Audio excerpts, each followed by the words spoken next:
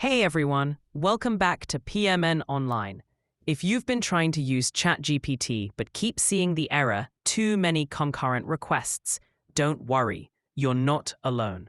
This error usually happens when multiple requests are sent at the same time, or when cached data and extensions interfere with ChatGPT's loading process. In this step-by-step guide, I'll show you how to fix it quickly and easily. First, open your browser.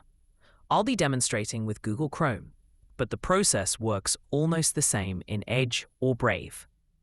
Once the browser is open, click the three dots in the top right corner.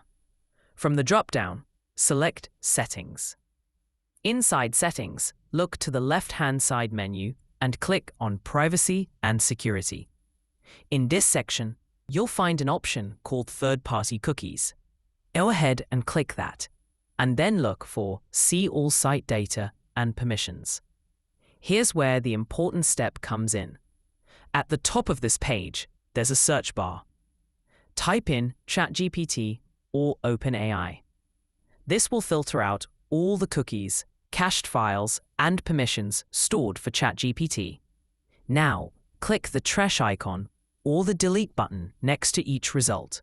Confirm by pressing Delete. This clears all stored data that might be causing the error.